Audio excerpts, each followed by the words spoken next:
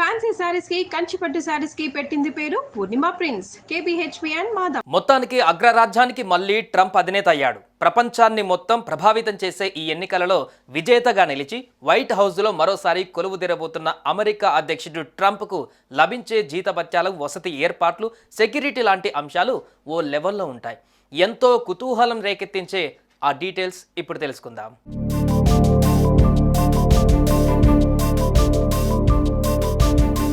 America ప్రజలకు సేవ చేసేందుకు ట్రంప్కు ఏడాదికి అటు ఇటుగా 3.5 కోట్ల రూపాయల జీతం ఇస్తారు.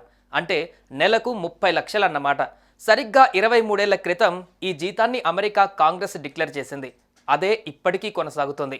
అమెరికా అధ్యక్షుడికి జీతంతో పాటు వ్యక్తిగత అధికారిక ఖర్చుల కోసం ఏటా వేతనంతో పాటు $50,000 అలవెన్స్ ఇస్తారు. ప్రయాణ ఖర్చుల కోసం మరో $1,00,000 చెల్లిస్తారు. ఎంటర్టైన్మెంట్ కోసం $19,000 అందుతుంది. ఈ మొత్తాలన్నీ కలిపితే ఏటా అధ్యక్షుడికి లభించేది 4,75,00,000.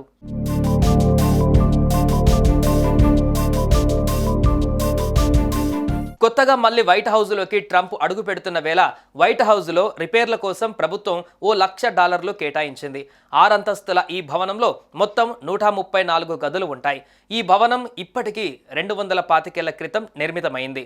పచ్చదనం పరవళ్లు తొక్కే ఈ ఇంద్రభవనంలో అధ్యక్షుడి ఆట విడుపు కోసం tennis court, jogging track, swimming పూల్తో పాటు కుటుంబ సభ్యులతో కలిసి వినోదం కోసం a high end movie theatre ఉంటుంది. ఇక ట్రంప్కు వండి పెట్టేందుకు ప్రపంచంలోనే అత్యంత పేరు పొందిన 5 మంది చెఫ్లు, వారి సిబ్బంది ఎల్లప్పుడూ సిద్ధంగా ఉంటారు. ఆయన తిన్నా తినకపోయినా నిత్యం పలు రకాల వంటలు సిద్ధం చేసి ఉంచుతారు.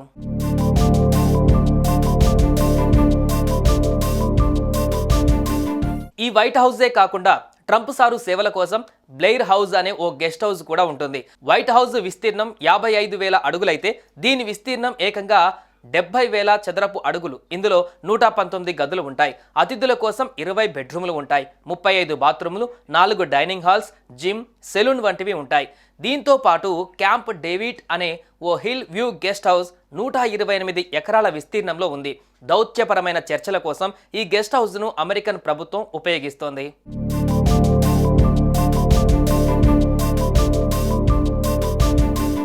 ఇక ప్రపంచంలోని వివిధ దేశాలలో పర్యటించేందుకు అమెరికా అధ్యక్షుడి కోసం ఎయిర్ ఫోర్స్ 1 అనే ఓ పెద్ద విమానమే ఉపయోగిస్తారు. ఈ విమానంలో కొన్ని రోజుల పాటు ప్రయాణిస్తూ పరిపాలన సాగించే విధంగా అద్భుతమైన ఏర్పాట్లు ఉంటాయి. ఊహించని రీతిలో టెక్నాలజీ అమర్చి ఉంటుంది. ఇంధనం కోసం ఎక్కడా దిగవలసిన అవసరం లేకుండా గాల్లోనే ఫ్యూయల్ నింపుకోవడమే కాదు, పెద్ద పెద్ద క్షిపణుల్ని కూడా తట్టుకునే విధంగా దీన్ని రూపకల్పన చేశారు. అమెరికా ప్రెసిడెంట్ ఎక్కడికెళ్ళినా ఇందులోనే ప్రయాణిస్తారు. ఈ విమానం వెళ్తుంటే దీన్ని అనుసరిస్తూ F-16లు ఎస్కార్ట్లుగా కదులుతుంటాయి.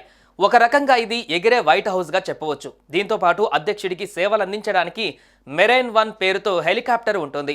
భారీ పేలుళ్లను తట్టుకునేలా దీనికి బాలిస్టిక్ ఆర్మ్డ్ ఉంది. క్షిపణి హెచ్చరిక వ్యవస్థతో పాటు క్షిపణి రక్షణ వ్యవస్థ ఉంది. దీనికి 3 ఇంజన్లు ఉంటాయి. ఒకటి ఫెయిల్ అయినా మరొక ఇంజన్తో ఈ హెలికాప్టర్ నిరాటంకంగా ప్రయాణిస్తుంది. ఇలాంటి 5 హెలికాప్టర్ల కాన్వాయ్లలో అమెరికా ప్రెసిడెంట్ ప్రయాణిస్తుంటారు. ఏ హెలికాప్టర్లో ఆయన ప్రయాణిస్తున్నాడన్నది ఎవరికీ తెలియకుండా చూసుకుంటారు.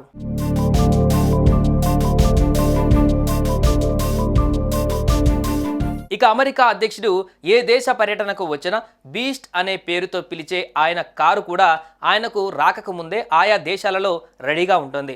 ప్రపంచంలోనే అత్యంత భద్రమైన కారుగా దీన్ని చెప్పుకోవచ్చు. అధునాతన ఫీచర్లతో, భారీ భద్రతా ప్రమాణాలతో ఈ కారును తయారు చేశారు. ఇక అధ్యక్షుడి సెక్యూరిటీ గురించి ఎంత చెప్పుకున్నా తక్కువే అవుతుంది. ఆయన పర్యటనలో కాకలు తీరిన కమాండోలు ఆయన వెన్నంటే ఉంటారు. అనుమానాస్పదంగా చీమ చిటుక్కుమన్నా దాని అంతు తేల్చేస్తారు. ఎలక్షన్ల ప్రచారంలో ట్రంప్ మీద హత్యాయత్నం నేపథ్యంలో ఆయన రక్షణను మరింత పవర్ఫుల్ చేసే విధంగా ప్రభుత్వ వర్గాలు చర్యలు తీసుకుంటున్నట్లుగా తెలుస్తోంది.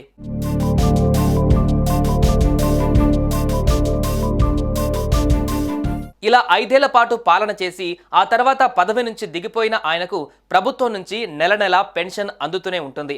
ఓ పెద్ద రక్షణ వ్యవస్థ ఆయన్ని 24 గంటలు కాపు కాస్తుంది.